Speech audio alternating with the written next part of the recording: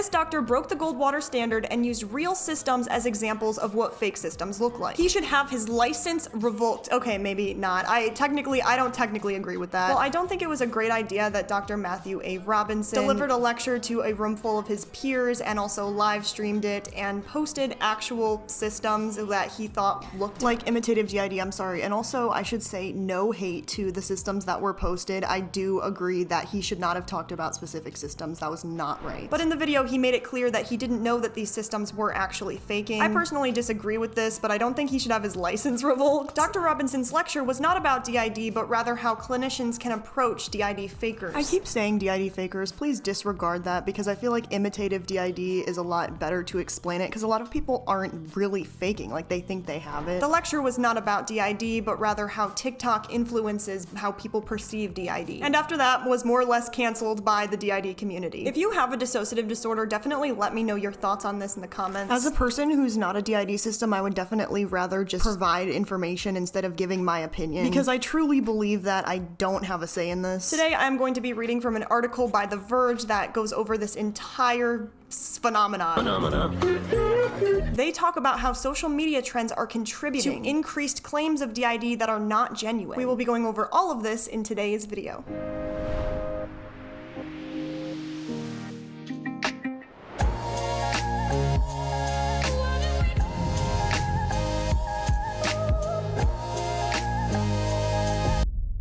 A clinician and researcher at Harvard Medical School's largest psychiatric facility, McLean Hospital, delivered a lecture to a room full of his peers. His concern was palpable at the outset. We have been inundated with referrals and requests from schools, parents, and our own adolescent treatments and testing services to assess for symptoms of what patients call DID. DID, or dissociative identity disorder, is a mental health condition that was previously known as multiple personality disorder. It is thought to be an extremely rare response to prolonged abuse experienced in childhood. Often at the hands of a caregiver, it causes people to experience several distinct separate states of consciousness, as if they are multiple people sharing the same body and mind. Dr. Robinson was not questioning its existence, but instead it was about a new challenge that clinicians like him treat it. TikTok. The social media platform is home to a community of people with DID who are known as systems, a name that signifies their status as several distinct identities called alters sharing one single body. On TikTok, systems have posted videos about their experiences with the disorder, which have become more popular with teenage audiences and attracted more than 5 million views. It was TikTok in Robinson's eyes that was driving the sudden rise in pediatric DID referrals. It's impossible that social media is revealing new ways for individuals with genuine DID to express themselves, he said in his lecture. However, it's very possible that social media and internet trends are contributing to increased DID claims that are not genuine. That is, people claiming to have DID might be mistaken, confused, or simply faking it. Robinson, a member which delivers specialized cares to people with dissociative disorders, said he could not accurately diagnose anyone through social media at the outset of his talk. Still, he used TikTok to illustrate his point. He started with a clip of a rainbow-haired DID system purchasing a personalized cake to celebrate their official DID diagnosis, something Robinson thought was surprising as it contrasted with the typically hidden nature of the disorder. Dr. Robinson said that these were not characteristics of the DID patients clinicians see each day. So basically he was calling out the wigs and the makeup and the outfit changes, but I guess a lot of systems have come forward and said like, okay, that's true because we don't feel comfortable when going to the doctor's office. Even as me, a person who doesn't have DID, I would be nervous going to the doctor's office, same as an alter would. So it's not like we're gonna be wanting to change our makeup and clothes. While others say that he is correct, that is not how DID is, it's a covert disorder. Robinson theorized that members of DID TikTok and the young people being influenced by them were exhibiting symptoms of imitative DID, a form of malingering where people pretend to have the dissociative disorder for attention or status. He closed his lecture with a TikTok of a system playing Guess Who with their husband. They were using the board game to help him figure out which alter was currently fronting or controlling their system's body. I have a number of my own patients who I treat for DID and have always understood their experiences to be genuine, said Robinson. They look and act nothing like the sensationalized social media representations created for entertainment purposes. The video which he's referring to of a system playing Guess Who to guess the alter does not mean that the system is fake altogether. I think what Dr. Robinson was trying to do was explain that this is a glamorization of DID, basically. I mean, the video description even says this is a dramatic representation of actual conversations. Someone in the comments called it edumacation.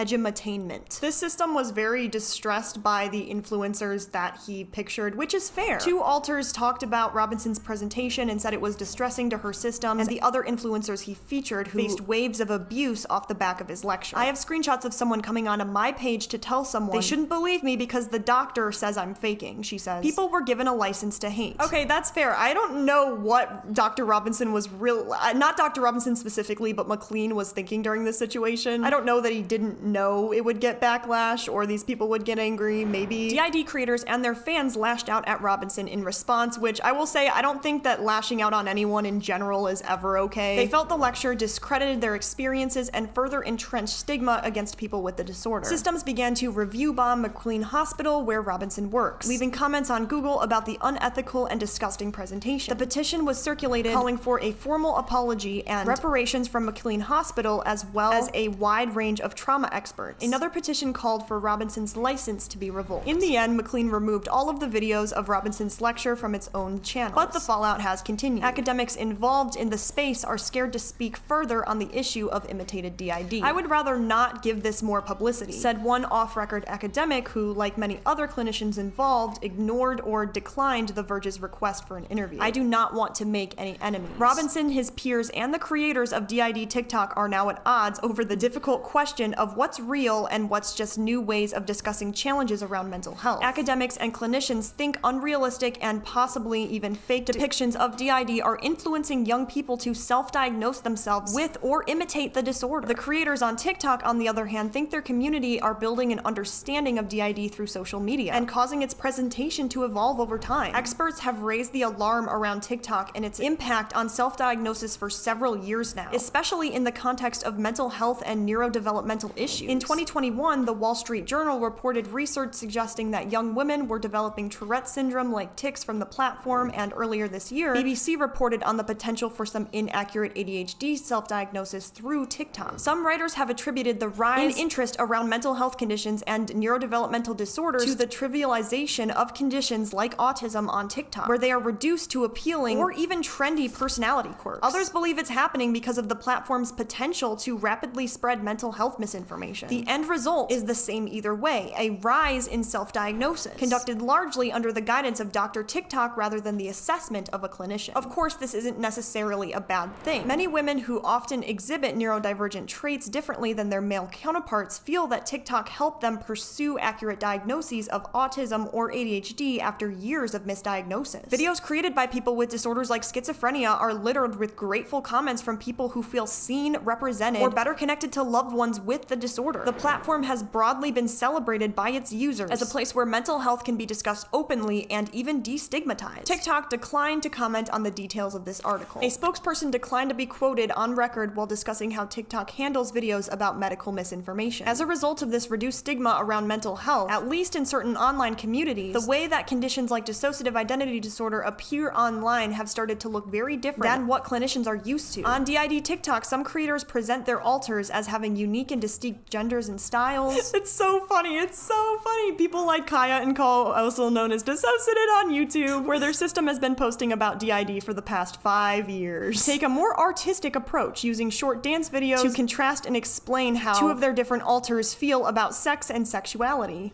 What's your drink of choice? A Negroni. I was going to say the same thing. Magliato.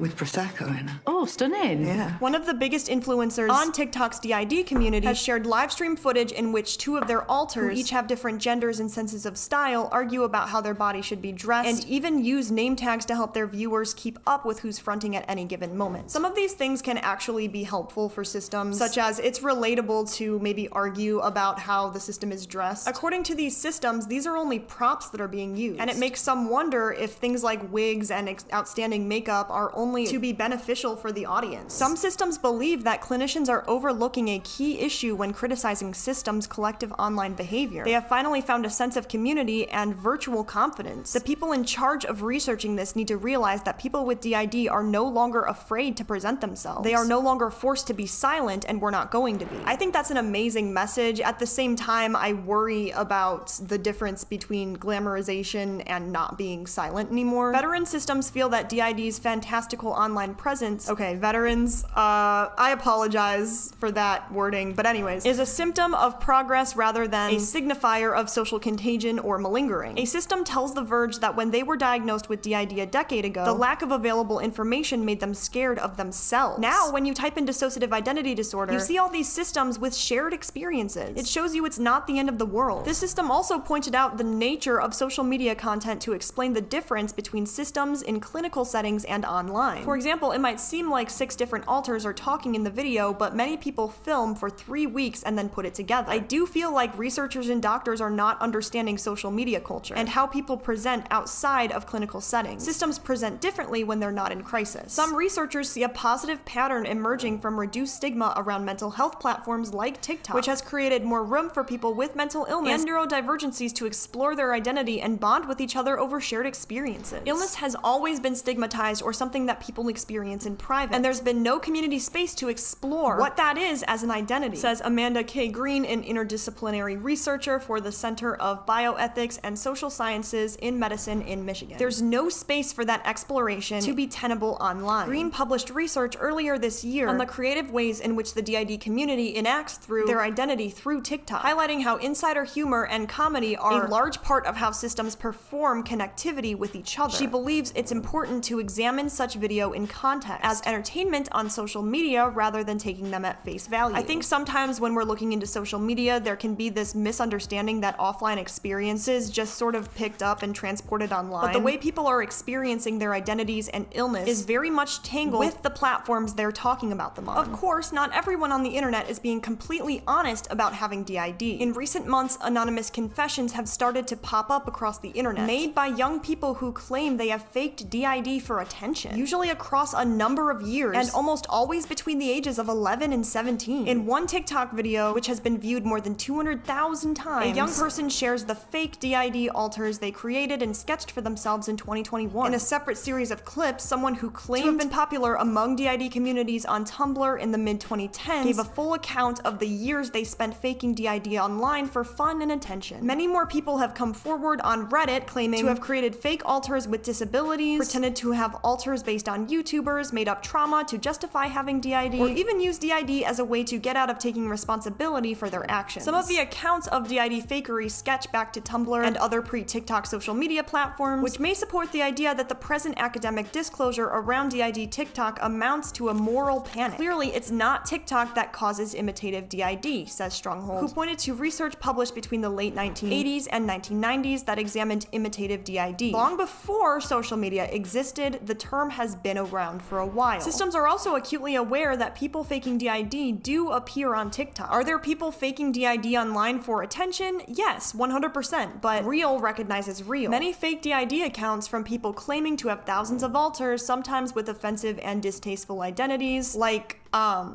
or the YouTuber Technoblade, who died of cancer in 2020, are the work of people determined to bring real DID systems down. A lot of these accounts, if you do a little digging on them, are run by trolls who purposely discredit systems. But even if viewers are seeing fakery on TikTok, doctors are seeing a very real uptick in DID inquiries at their clinics. Dr. Andrea Jadingason, I'm so sorry, a practicing child and adolescent psychiatrist from Washington University in St. Louis, tells The Verge that she saw more patients seeking DID diagnosis at the start of the pandemic than she had until the point of the entirety of her career. In my estimation, and I could be wrong, it was a lot more people believing they had DID than actually have it. I've never worked with someone that I'm generally concerned has DID. Although Jadingason appreciates that these communities can be a vital source for people with mental health problems, she still thinks they have a potential to be dangerous. I'm glad those communities exist, but when people misdiagnose themselves, it becomes a problem. I've had people cry in my office because I told them that they do not have the diagnosis that they think they have. Jadingason says that some young people she's seen appear to base their identity around self-diagnosed autism, ADHD, and other conditions they've learned about through TikTok. It's exacerbated by the rise on discourse and TikTok that can be dismissive of the opinion of medical professionals when it conflicts with the view of the patient. If we're not able to have conversations about the possibility that a diagnosis is not always exactly what the patient thinks, it's very hard to be a physician, and this is a part that worries me. Robinson, in his lecture, was also worried about the public perception of of DID. He suggested that young neurodiverse people were picking up on imitative DID from TikTok as both a creative outlet and an excuse for poor behavior and social skills, and an excuse to retreat into themselves. He wasn't sure how to help them, and he was even more concerned about how their social media posts could impact the already entrenched stigma around DID. We are deeply concerned about social media representation of self-diagnosis, and the way it delegitimizes DID for those that have the diagnosis, Robinson says. We don't want these representations to undermine the significant research and clinical progress that's been made in recent years. McLean Hospital acknowledges that Robinson's lecture may have had the regrettable outcome of some content creators feeling that their diagnosis was being questioned. We have been saddened to learn that the presentation resulted in hurt feelings, discouragement, frustration, and sadness for some. This was not our intent, and the feedback that we have received has been valuable, the hospital wrote in an unsigned statement to The Verge following the repeated requests for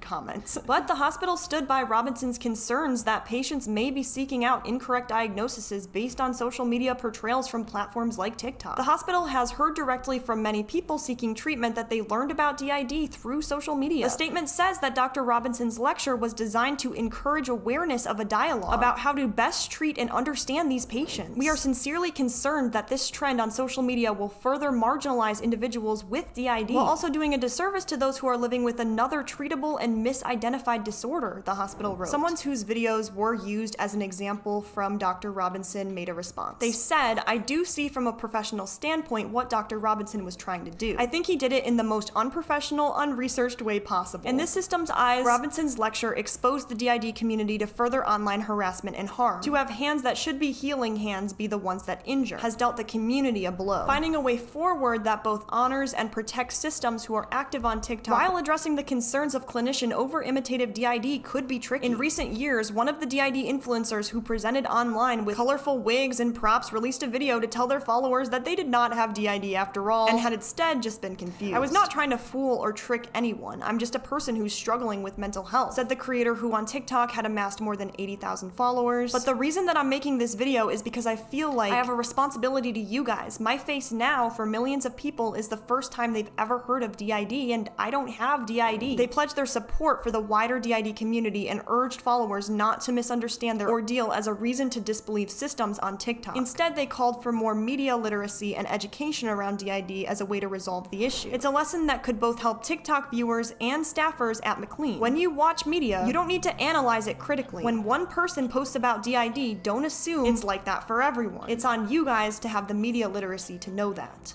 Yeah, let me know what you guys think. I know that the community is kind of divided, and honestly, I don't really have a say. I don't have DID. But I would love to know you guys' thoughts. If you would like to, give the video a thumbs up, subscribe, turn the bell on if you're feeling risky, and comment below. It helps with the algorithm. Thank you so much to each and every one of my members. I appreciate the support every single day. And to everyone, have a good day, night, whatever the case may be, and peace out.